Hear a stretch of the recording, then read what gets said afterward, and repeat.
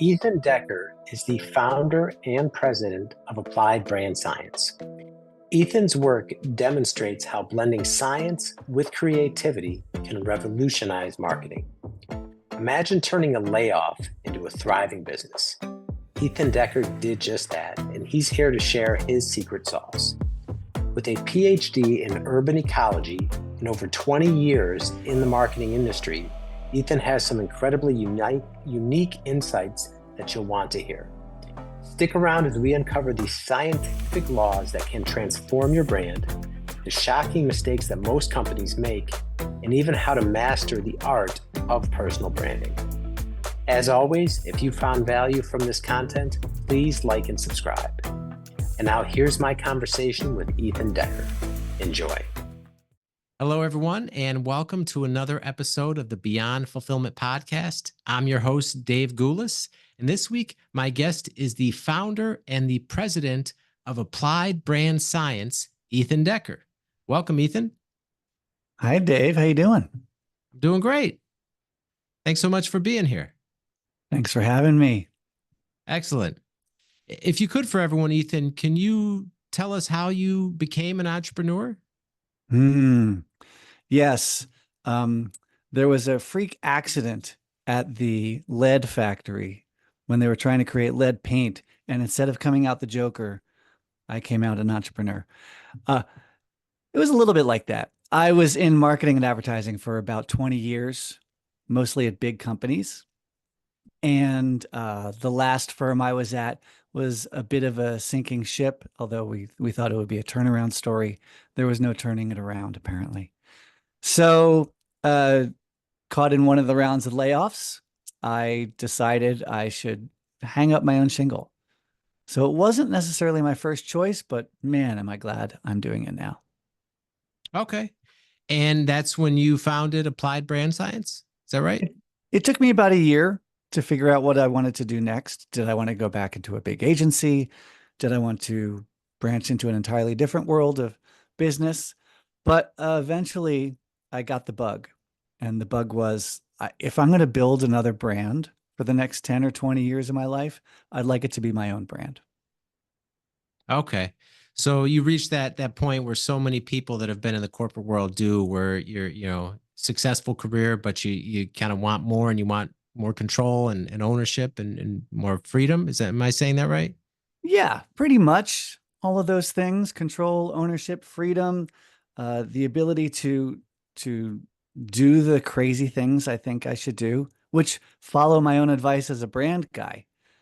So that was one of the challenges. Was I was working for these big ad agencies and they're not very good at advertising themselves, so to speak. Ah, okay.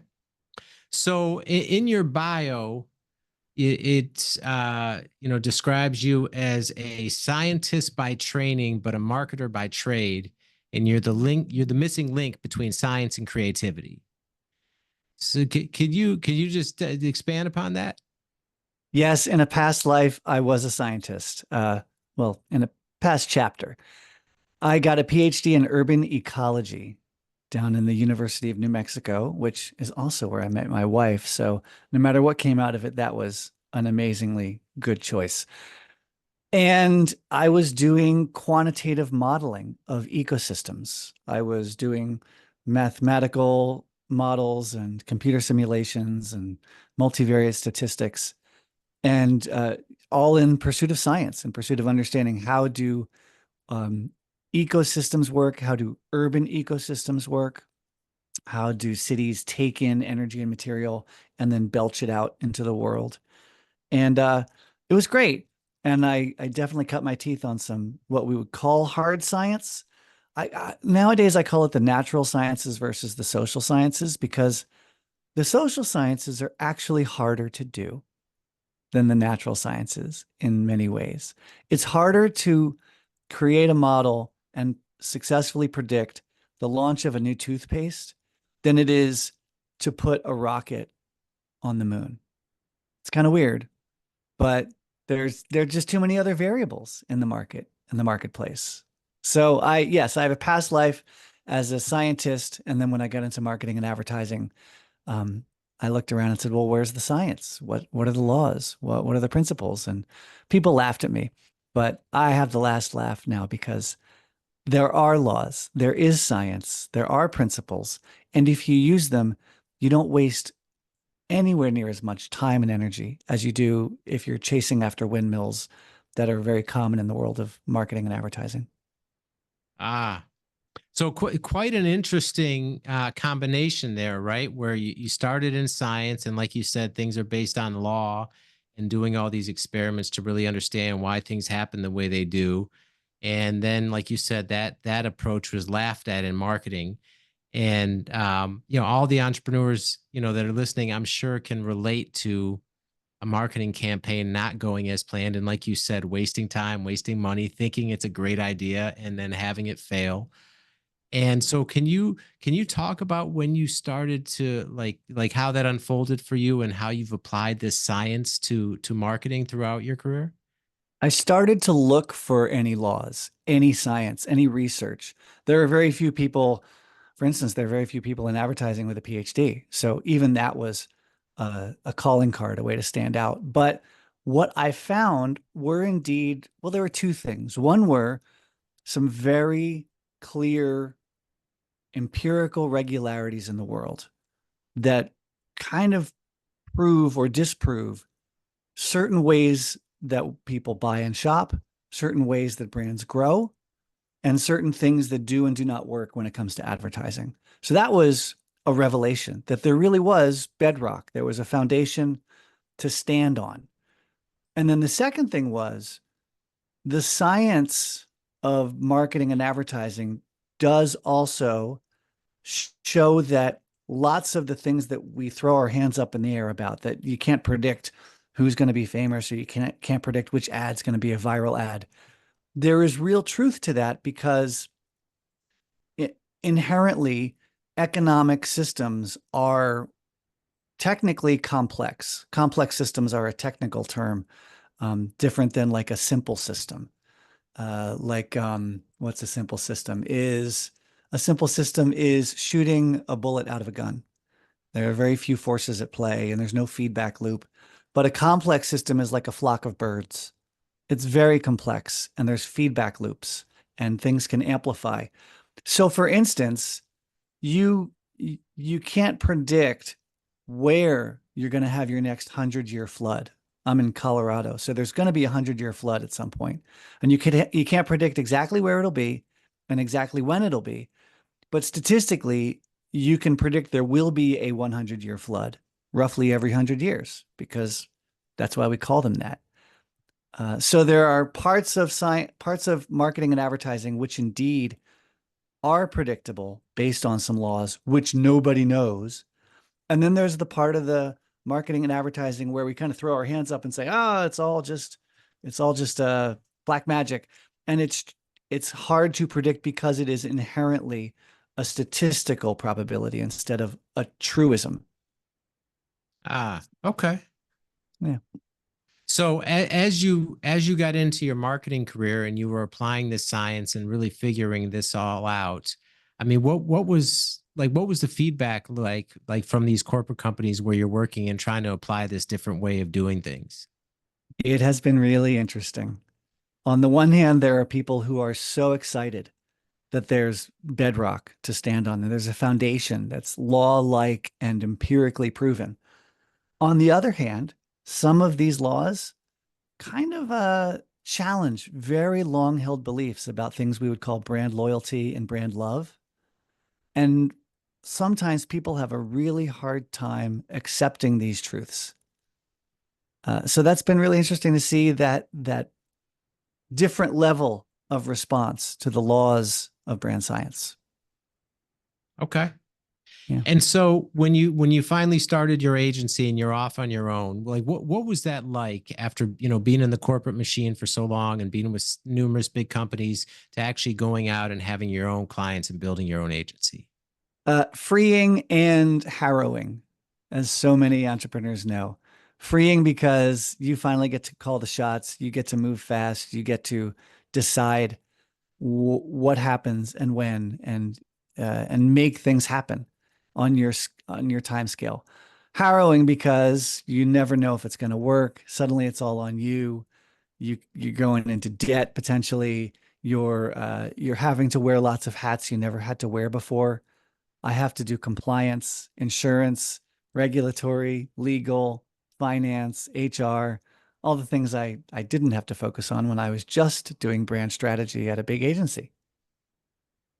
And what was that like adjusting to that? I mean, was it, did you have success right off the bat, or was there like a period where you're like, oh man, what I get myself into? I did okay, partly because I had gotten to a point in my career where I was doing more really than just brand strategy. I was working with clients a lot. I was helping do new business. I was trying to get my agencies to do some marketing of themselves a little better. Uh, so I was already dabbling in some of those other things that you have to do, all those other hats you have to wear. So it does help to be, in some ways, a more generalist type of a person sometimes when you're an entrepreneur, because you got to wear all the hats. But it was also hard. And it makes you do things that you sometimes want to claw your eyes out doing, like balancing your books or, you know, filing for international insurance. Okay. And so applied brand science, can you talk about like what the agency, like what's your ideal customer and what's your value proposition that you offer to brands?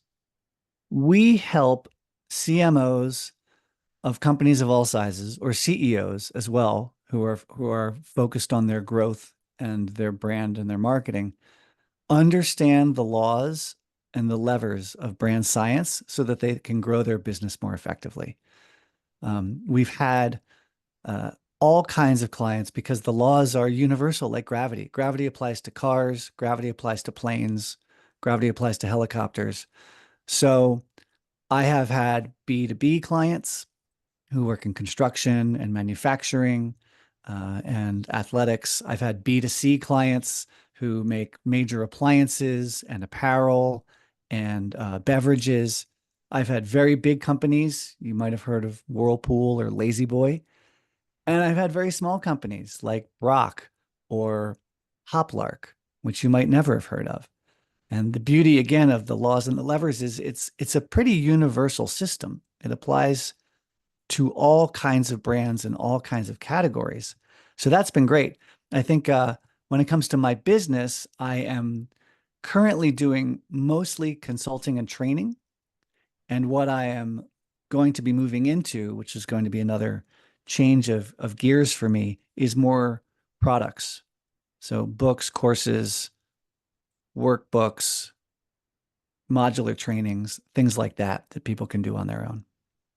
Okay, so kind of putting your learnings and your teaching that you've accumulated over a career into like a course, whether it's online or, book form or in person, that type of thing. Yeah, I mean, Whirlpool can hire me to help them with their brand, and they might have the budgets and the teams to do that. But there might be thousands, I know for a fact that there are thousands upon thousands of entrepreneurs, executive directors of nonprofits, provosts and presidents of schools and universities who don't necessarily have those budgets for that training, but would benefit. And when I've put things out that people can get in a bite-sized form or in a lower priced form, I've been getting tremendous feedback that people really want this and they want to be able to do it at a scale that they can afford. So it's really encouraging me to make some of these products. Okay. And so like you mentioned, you've worked with a wide range of companies from large to small. And like you said, across various industries, and these laws that you've developed are universal. So when you think about all the brands you worked with, what are some of the biggest mistakes that you see companies make with developing their brand? There are, well, there are many, but here are a couple of them. One of them is being too complex and complicated. One of my favorite phrases is when you're working on your brand and your business, you got to overthink it. You got to get way into the weeds. You got to analyze everything from 100 different angles, but then you have to underthink it. Radically underthink it, because your customer likely doesn't know much about you, doesn't care much about you, doesn't have the time of day to do a lot of research, and probably can't even find their car keys, and is more worried about the next doctor's appointment they've got to schedule or reschedule than understanding your brand story or understanding the specific technical points of difference between your brand and another brand. A great example of that is the insurance industries, where you've got something like Geico, one of the world's biggest insurers.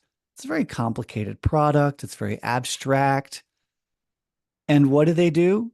They come up with a mascot, which is one letter away from their brand name. They don't come up with an elephant or an eagle.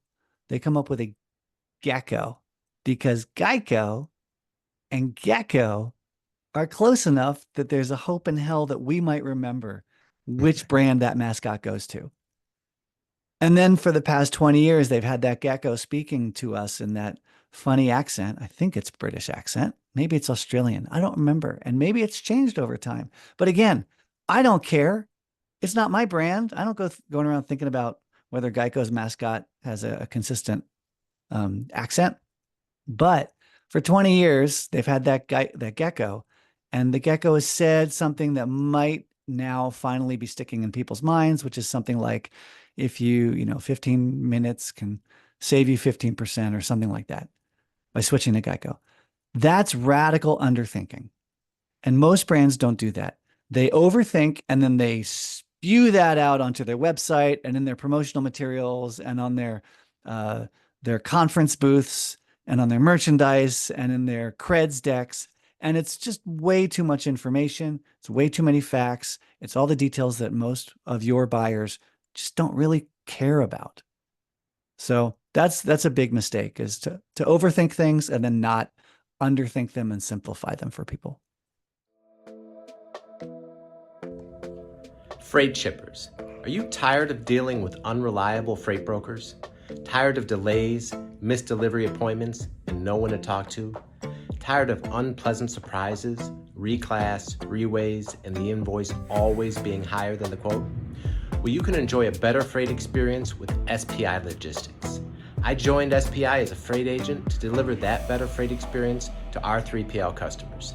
SPI has 30,000 vetted and approved carriers, all modes of transportation, so we can tailor the equipment to the shipment, and the fully trained and experienced operations team who is always available to help. And you'll get the same quality customer service that you've come to expect when you deal with me. If you've got freight to move, go to freightbydave.com. That's freightbydave.com. Yeah, such a great point too, because if you look at society today and where so many people are distracted, more options than ever across the board on everything, right? Everyone is we're such the digital age. So yeah, simplifying the marketing and just finding, like you said, like Geico does with a hook, that someone can remember something simple and, as you put it, underthinking. So yeah, love that strategy. Yeah. Related to that is doing really simple things that feel stupid. People don't do enough of that. For instance, if you look for applied brand science online, you will see a whole lot of orange. I am painfully orange. I wear orange track jackets. I have an orange watch. I give out orange stickers with my logo on it. All of my charts and graphs feature orange. And, some people do make fun of me for it. But again, I get the last laugh, because next time I come back to them, not only do they remember that I'm orange, but they say something like, we saw someone down the hall in our company, and I thought, oh, is that Ethan? Because he was wearing orange. But it wasn't you, it was someone else.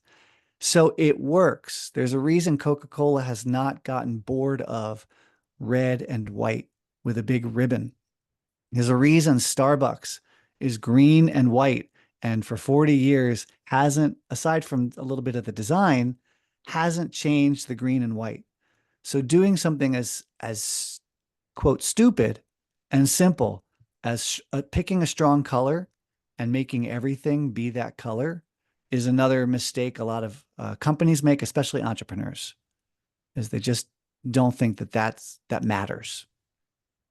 Ah, so you're saying pick the strong color and something that's memorable and make everything, right? Just like you said, I guess underthinking it, but something as simple for you as just orange, where all your branding is orange.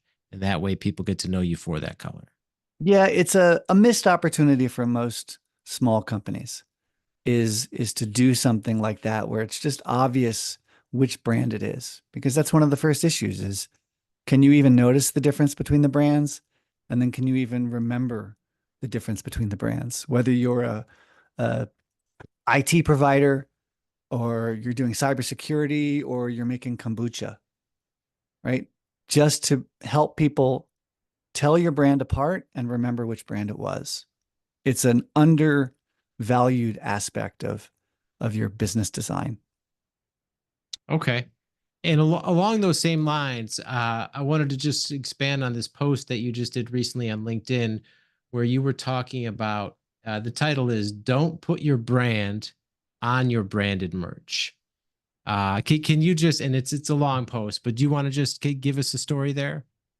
Sure. The title, "Don't Put Your Brand on Your Branded Merch," comes out of some work I've been doing with some clients on their own branded merch. And usually what you see 90 to 95% of the time is someone's brand name on a pen or a mug or the patch on the shirt or jacket or the logo stitched onto a backpack, right? That's the most common thing you'd see. But those things don't work that well or that hard for the company, ironically, because it's not something that the user necessarily wants to be showcasing to everyone.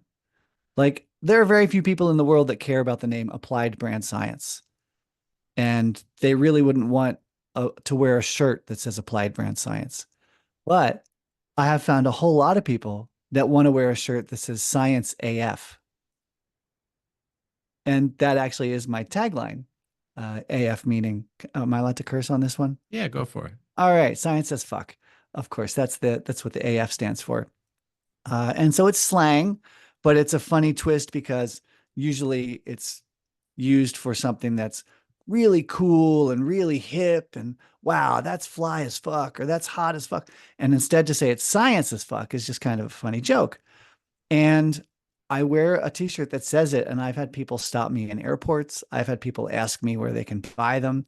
I've had at conferences, I give away Science AF t-shirts, and they're invariably all gone in a second after my talks. And that's because the merch is about what other people care about. It's not about my brand. It's about something that would delight the person using the merch. So the example I give in the post is at a physics conference, a woman found a little enamel pin that has a very inside joke about quantum physics called Schrodinger's cat. And supposedly in the quantum physics world, you don't know if the cat is alive or dead at any given moment, but it barely even says the brand name on there for the Physics Society. But she loves this pin, which means not only is she going to wear the damn pin, she's going to blab about the pin with people. And indeed, I found it because she posted about it on Reddit and it got 1,000 likes or something like that. And all the other geeky physicists were like, I want one. Where do I get one? How do I get one? So if you want to make really cool branded merch, put stuff on it that your customer cares about. And that shows that you understand your customer, which is why inside jokes are so great, because it really demonstrates that you get people. You know, there's some shared humor and some shared knowledge. So, and you don't need to put your own logo on there if it's a crappy logo, and you don't need to put your own brand name on there because they'll remember where it came from if they love it, if it delights them.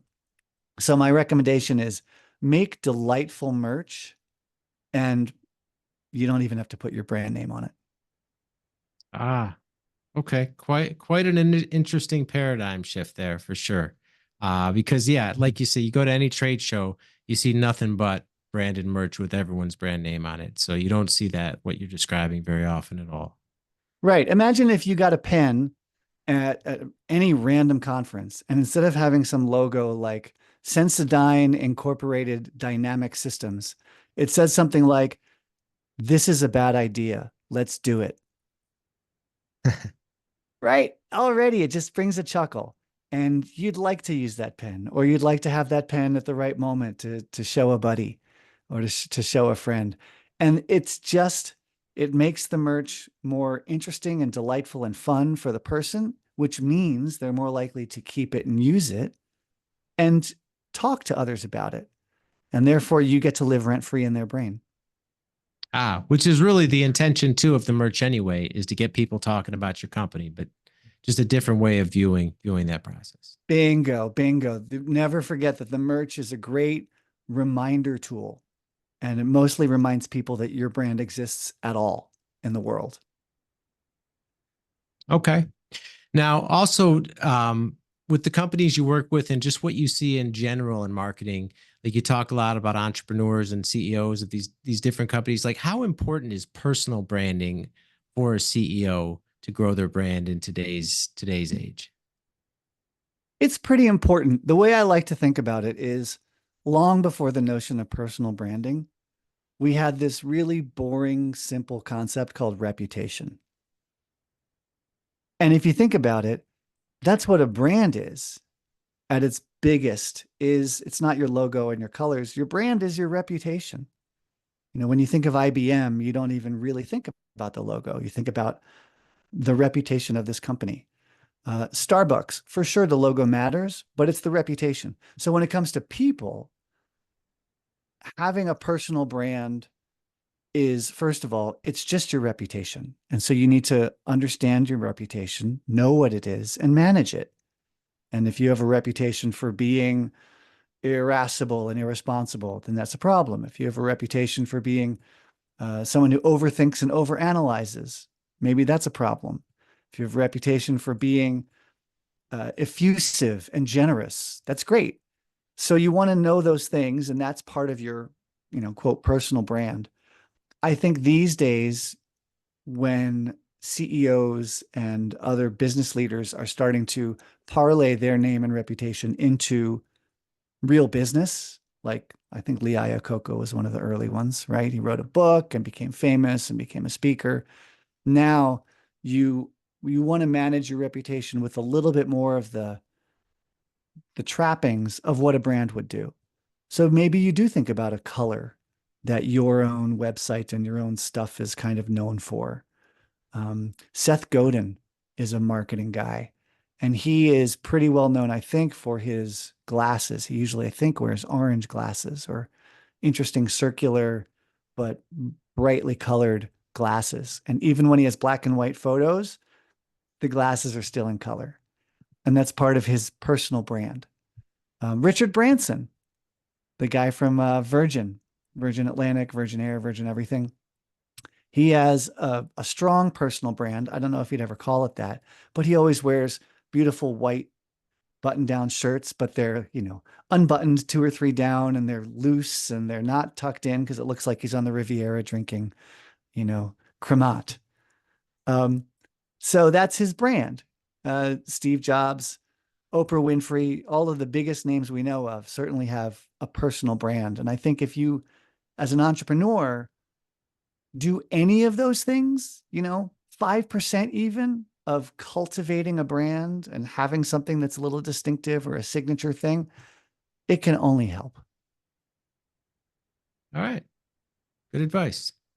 All right. So, Ethan, if people want to learn more about applied brand science and get in touch with you and see if your company can help them, what's the best way people can reach out to you?